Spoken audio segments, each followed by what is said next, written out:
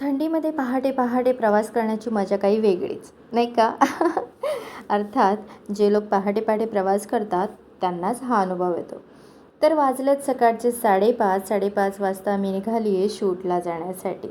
अर्थात बऱ्याचदा भरपूर सारी गर्दी असते, पण आज काही तितकी गर्दी नाही आहे आणि थंडी असल्यामुळे सगळ्यांनी मस्त स्कार्फ आणि शॉली गुंडाळून निवांत होऊन जरा मोबाईलला विसावा दिलेला आहे आणि गप्पपणे निद्रेच्या अधीन गेलेल्या आहेत.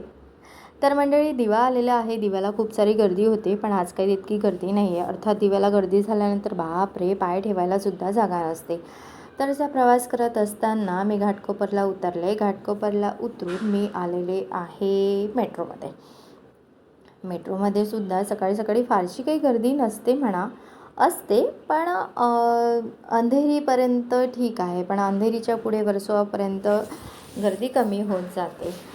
सो आजचा दिवस कसं जाणार आहे, आजचं शूट कसं होणार आहे, मी काय धमाल मस्ती करणार आहे हे मला स्वतःला काहीही माहीत नाही आहे. त्यामुळे शेवटपर्यंत माझ्यासोबत तुम्ही नक्की राहा.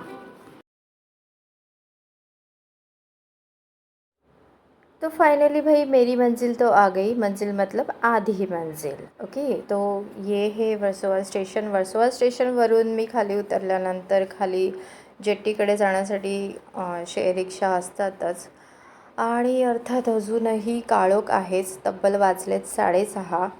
म्हणजे सूर्यदेवांची स्वारी तर अवनीवर अवतरण्यासाठी सज्ज आहे. तर आपण प्रतीक्षा करूया की अजून सकाळ म्हणजे सूर्यकिरण कधी पडत आहेत वगैरे. लवकरच पडतील आणि मस्तपैकी ब्राईट मॉर्निंग होईलच. आणि अशा ब्राईट मॉर्निंगमध्ये मी तुम्हाला दाखवणार आहे मस्तपैकी पक्ष्यांचा तवा.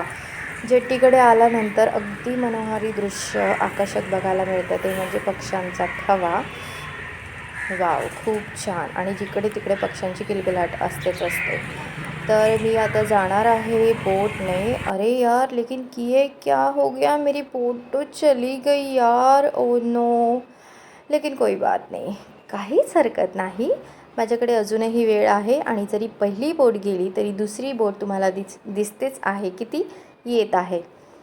ॲक्च्युली इथे बोटीने प्रवास करणं म्हणजे फक्त या किनाऱ्यावरून त्या किनाऱ्यापर्यंत जाण्यासाठी हा बोटीचा प्रवास आहे. तो काही फारसा लांब नाही आहे. तर पहिली बोट तुम्हाला दिसते की ती गेली आणि ही आता लागलीच दुसरी बोट या किनाऱ्याजवळ येत आहे.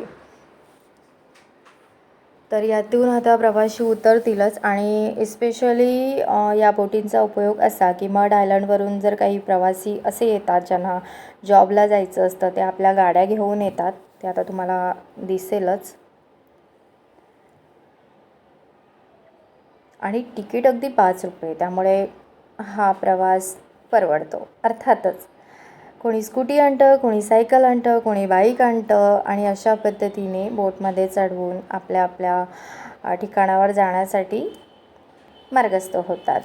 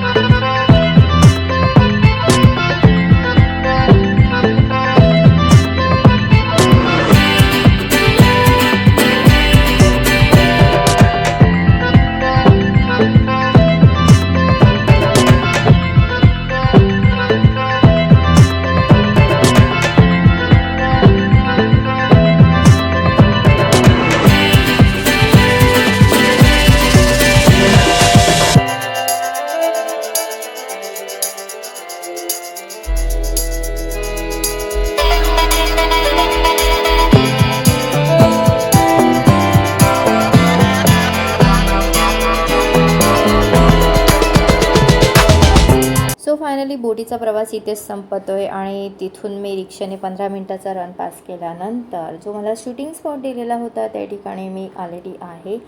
Wow, what a beautiful place यार. निसर्गरम्य वातावरणाच्या ठिकाणी आल्यानंतर मन इतकं प्रसन्न होतं ना की तुम्हाला काय सांगू. Good morning. हे आहे आमचे शूटिंग सेट.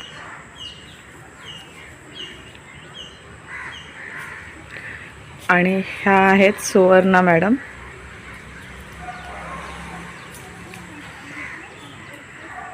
किती वाजले? मला विचारता हां, आता 8 वाजून बरोबर 24 मिनिटं झालेली आहेत. आणि इतक्या लवकर तुम्ही खायला पण लागलात? अरे यार, मला खूप भूक लागली यार. इतकी? मस्तपैकी उपमा आहे, चमचमीत आहे आणि मला भूक लागली त्यामुळे मी हा फस्त करते. फस्त केलेला आहे एव्हाळा आणि आता मला ना मस्तपैकी आल्याचा चहा हवा. येणार आहे. टेन्शन घेऊ नका.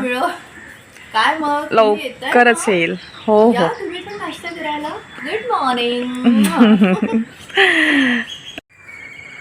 इतका सुंदर सेट आहे हा मराठी मालिकेचा. असं वाटतंय मी खरंच गावी आलेली आहे आणि गावी येऊन मी मस्त एन्जॉय करते. आंब्याची झाडं, नारळांची झाडं, बाप रे बाप, जिकडे बघावं तिकडे हिरवळ. चला तर मग पुढची व्हिडिओग्राफी करण्यासाठी मी सज्ज आहे, परंतु तुम्हाला मी भेटते पुढच्या व्लॉगमध्ये. तोपर्यंत मस्त राहा आणि मजेत राहा आणि प्रत्येक क्षण एन्जॉय करायला अजिबात विसरू नका. थँक्यू सो मच हा व्लॉग पूर्ण बघितल्याबद्दल. Be happy always and miss you all.